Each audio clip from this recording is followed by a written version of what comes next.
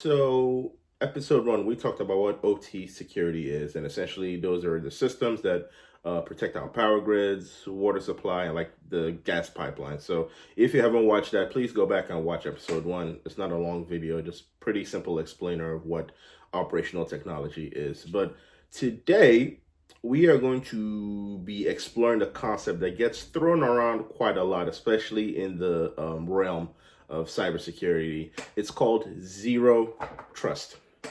Now, you might have heard about this before, maybe in a meeting, maybe in some marketing materials on a website, or maybe just something somebody at your job brought up and just assumed everybody else knows. But today, we are going to slow down and actually break down what exactly zero trust is. Okay, so to understand zero trust, right, you need to understand the model that it replaced. So for decades, right, cybersecurity, it worked like a castle. You build like a big wall around everything, right? And then there's a moat around the wall. There are guards around the gate.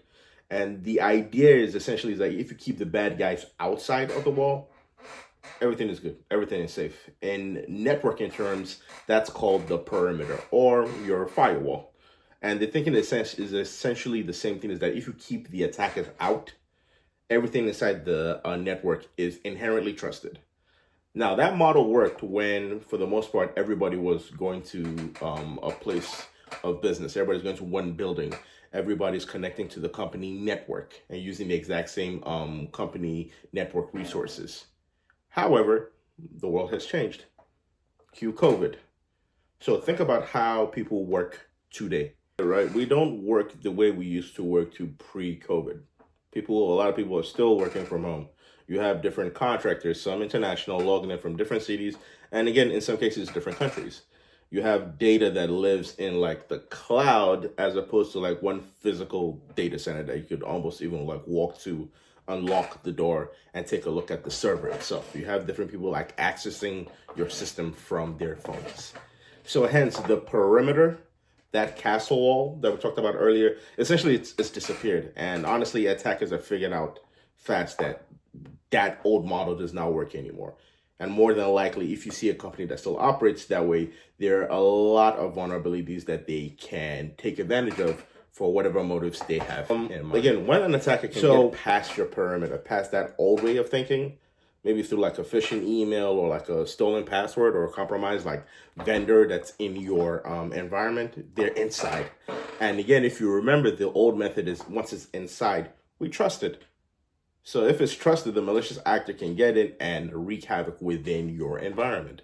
So that's exactly how some of the biggest breaches in history have happened, is because they were able to get in through one particular vector, which was relying on an old way of, hey, if you get past this wall, if you get past these guards, trusted.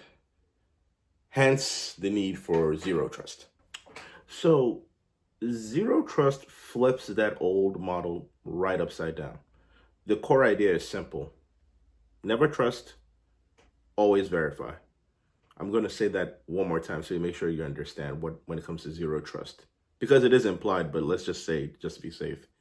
Never trust, always verify. It doesn't matter if you're inside the network or outside. It doesn't matter if you've logged in before. Every single time you try to access something within the network, the system asks simple questions. Who are you? Should you have access to this? And does this request make sense right now? Like, why are you trying to access company resources at 2 a.m, clearly beyond business hours, right? So zero trust assumes that a breach has either already happened or could happen at any moment. So instead of like building one big wall and trusting everything inside it, you protect every individual resource. So every application, every system, every piece of data separately, you have to verify who you are. Think of it less like a castle and more like a building with several security checkpoints at every single door. Even if you work there, you still have to present some kind of a key fob or some kind of identification. So again, when it comes down to it, it comes down to three main principles. Let's break those down right now, right? So number one, verify explicitly. So always authenticate and authorize based on all available data. Who is this person? What device are they on? Where are they logging from? What time is it? Does this behavior fit normal user behavior that we observed in this environment?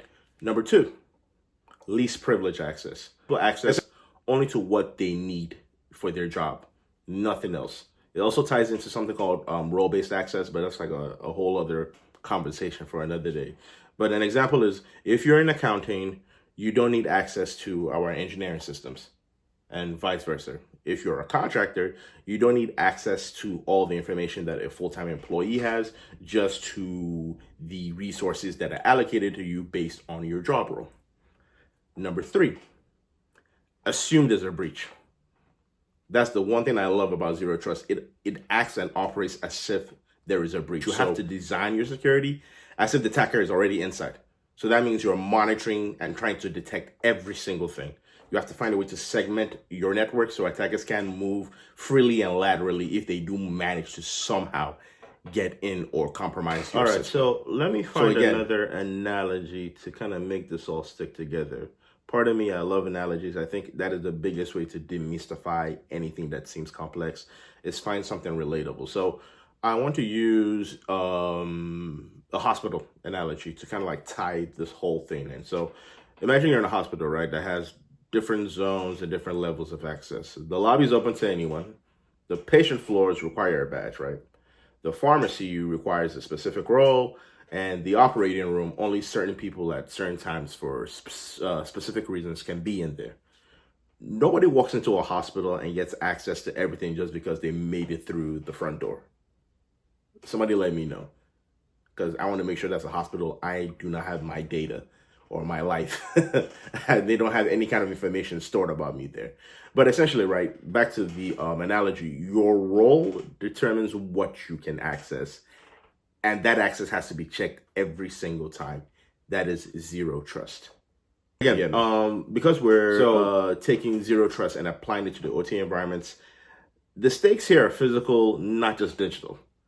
And this is where things get really, really, really interesting, because again, when you take away those three explicit rules and put it in an environment like OT, you would be surprised at the amount of interesting variables that arise from that. And I want you to treat Zero Trust not as a product, right, but as a strategy, as a mindset. It's becoming, and essentially, like, more and more as we delve more into more cloud architecture, it's becoming the standard for how many organizations take risk and security. If you don't have some kind of Zero Trust architecture, or if you're not in the process of migrating, you are fighting a losing battle, especially with the advent of a lot of agentic offensive tools. You're going to be running into an issue of not only you're dealing with old architecture, but you're also going to be fighting speed.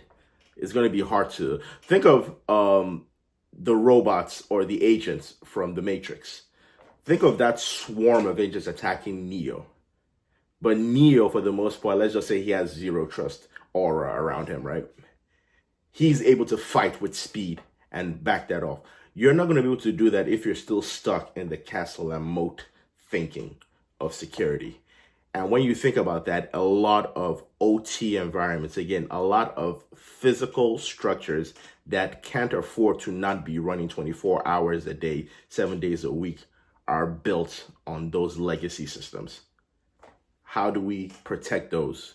Not just for the sake of protecting them, but for the sake of human lives.